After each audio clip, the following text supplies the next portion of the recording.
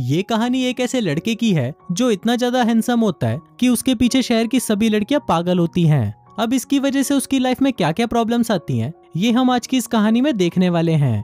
तो कहानी शुरू होती है और हमें एक फैमिली दिखाई जाती है जिसमें सभी लोग इतने ज्यादा खूबसूरत हैं कि पूरा शहर इनकी खूबसूरती के पीछे पागल है और इसी चीज का फायदा उठाते हुए ये लोग उनसे पैसे भी कमा लेते हैं। इसके बाद हम इस फैमिली के बड़े बेटे ऑकिंस को देखते हैं जो कि काफी ज्यादा स्मार्ट और फिट होने की वजह से एक सोशल मीडिया इन्फ्लुएंसर है। इसके बाद हमें इसके फादर दिखाए जाते हैं और वो भी काफी ज्यादा हैंडसम है। वो अपनी जवानी में इतने ज्यादा स्मार्ट हुआ करते थे कि शादी से पहले उन्होंने 1200 से भी ज्यादा लड़कियों को डेट किया था। इसके बाद हम इनकी वाइफ को देखते हैं और वो भी बहुत ज्यादा खूबसूरत हैं, बस इनकी मूंछों को छोड़कर। इसके बाद हम इस फैमिली के सबसे छोटे सदस्य और इस कहानी के मेन कैरेक्टर कुलिन को देखते हैं जो कि पूरे शहर में सबसे ज्यादा स्मार्ट है।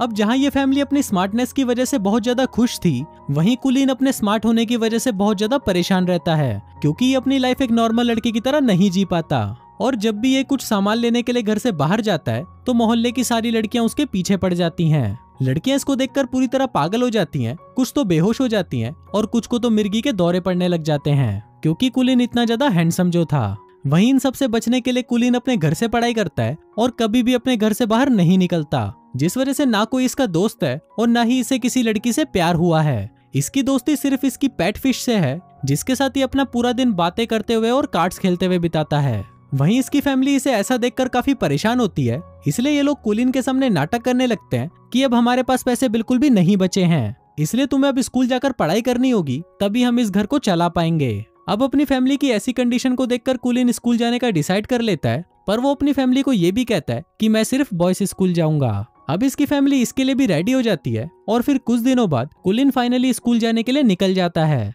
लेकिन ये वहां पर अपना हेलमेट नहीं उतारता ताकि कोई भी उसे देख ना ले। अब कुलीन को स्कूल में हेलमेट पहना हुआ देखकर स्कूल के सभी स्टूडेंट सिर्फ उसे ही घूरते रहते हैं। इसके बाद कुलीन अपनी क्लास में आ जाता है जहाँ पर क्लास का बुली सीडी उसके पास आता है और उसे अपना इंट्रोडक्शन देता है। फिर कुछ देर बाद वहाँ पर क्लास की टीचर भी आ जाती है और कुलीन को हेलमेट पहना हुआ देखकर वो उसे उसका हेलमेट उतारने के लिए बोलती है। अब कुलीन के पास कोई ऑप्शन नहीं था, इसलिए वो अपना हेलमेट उतार देता है, लेकिन तभी हमें दिखाया जाता है कि स्कूल के बाहर एम्बुलेंस आ गई है और उस टीचर को हॉस्पिटल ले जाया जा रहा है। वहीं पूरे स्कूल में ये बात फैल जाती है कि आज जो नया स्टूडेंट आया है वो बहुत ज्यादा हैंडसम है। फिर ये बात कुलीन को भी पता चल जाती है और वो वहाँ से भागने लगता है, लेकिन तभी सीडी उसे पकड़ लेता है और उससे अपनी गैंग को इंट्रोड्यूस कराता है। इसके बाद सीडी कुलीन से एक हेल्प मांगता है। दरअसल उसे एक लड़की के साथ प्रॉम में जाना था जिसके लिए वो पिछले 3 सालों से सेम क्लास में पढ़ रहा है। उस लड़की का नाम अमेंडा है और वो पास के गर्ल्स स्कूल की सबसे खूबसूरत लड़की है। फिर सीडी कुलीन को कहता है कि तुम अमेंडा के पास जाओ और उसे मेरा इनविटेशन दो। साथ ही वो उसके साथ कीबो नाम के एक लड़के को भी भेजता है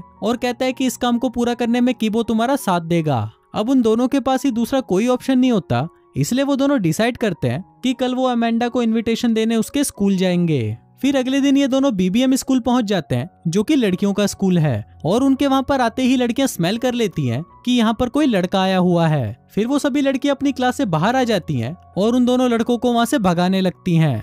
वो कहती है कि तुम दोनों यहाँ से चले जाओ और यहाँ पर अगली लड़के बिल्कुल भी अलाउड नहीं है। तभी वो लड़कियां कुलीन के हेलमेट को नोटिस कर लेती हैं और उसे वो हेलमेट उतारने के लिए बोलती हैं। फिर जब कुलीन जैसे ही अपना हेलमेट उतारता है तभी शहर में एक बहुत बड़ा ब्लास्ट होता है और चारों तरफ सन्नाटा छा जाता है। फिर हर जगह ब्रेकिंग न्यूज आने लगती है कि बीबीएम स्कूल की सभी लड़कियां अचानक पागल हो गई हैं। कुछ लड़कियां जोर जोर से रो रही हैं, कुछ के नाक में से खून निकल रहा है और कुछ को खतरनाक वाले मिर्गी के दौरे पड़ रहे हैं और उनमें से कुछ लड़कियां ऐसी भी हैं जिनके अंदर शैतानी आत्माएं आ चुकी हैं। अब पूरे शहर में एक खबर फैल जाती है कि कुलीन इतना ज्यादा हैंडसम है कि लड़कियां उसे देखकर पूरी तरह पागल हो जाती हैं। अब ये खबर वहां पर अमेंडा भी देख रही होती है और सोचने लगती है कि चलो इस शहर में कोई तो है जो मेरे जितना ही सुंदर है, इसलिए अब मैं इसको अपना बॉयफ्रेंड बना लूंगी। दूसरी तरफ हम देखते हैं कि कुलीन पूरे शहर में इतना ज्यादा पॉपुलर हो चुका है कि शहर की सभी लड़कियां लाइन लगाकर उसके घर का टूर लेने आती हैं। वहीं इसकी फैमिली ने वहां पर टिकट काउंटर लगा रखा है और वो इन लड़कियों को होम टूर देने के पैसे ले रहे हैं।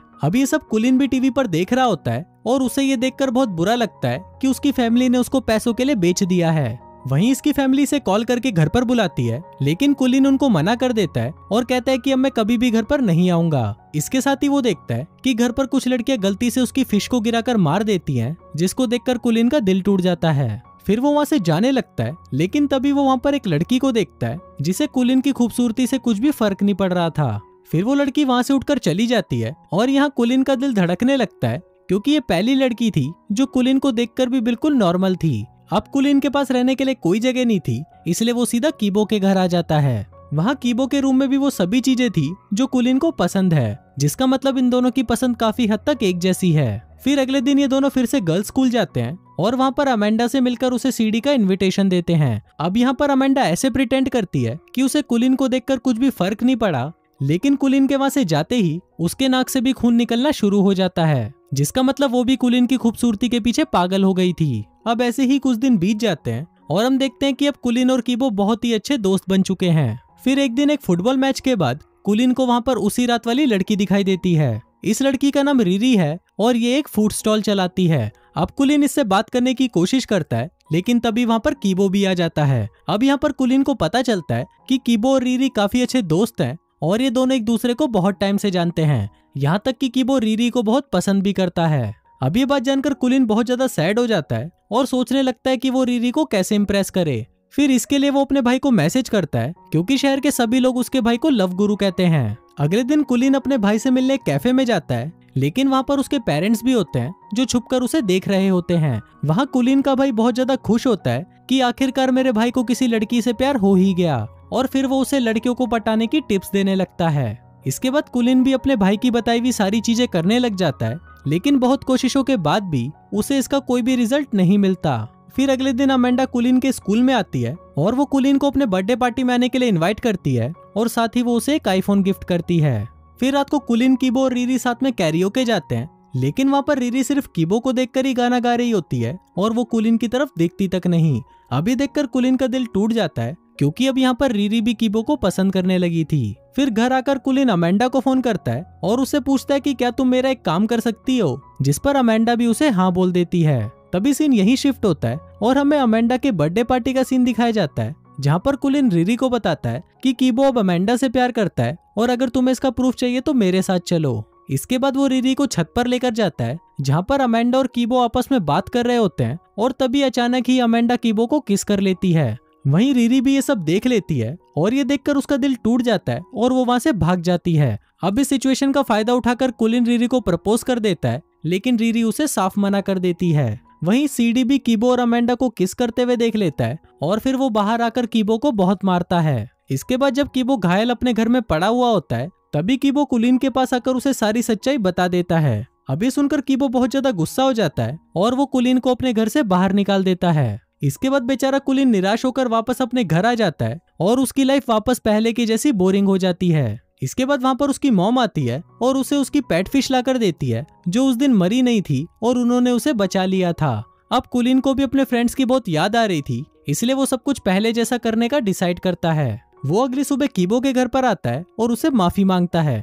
वहाँ कीबो भी उसे बताने लगता है कि मैं रीरी से बहुत ज्यादा प्यार करता हूँ। तभी कुलिन अपना फोन निकालता है, जहाँ पर रीरी कीबो की सारी बातें सुन रही होती है। फिर इसके कुछ दिनों बाद हमें प्रोम पार्टी दिखाई जाती है, जहाँ पर कीबो और रीरी साथ में है और वहाँ पर कुलिन के साथ अमेंडा है। वहीं सीडी ये सब देखकर पूरी तरह पागल हो चुका है, पर अब वो बेचारा कुछ नहीं कर सकता। इसके बाद प्रोम किंग और क्वीन कुलिन और अमेंडा को चुना जाता है, क्योंकि वो दोनों स्कूल के सबसे खूबसूरत कपल हैं। तभी वहाँ पर एक लड़की कुलिन को कहती है कि ये दिखने में कुछ ज्यादा भी खास नहीं है। अभी सुनते ही कुलिन का दिल फिर से धड़कने लग जाता है और इसी के साथ ही ये फिल्म यहीं खत्म हो जाती है।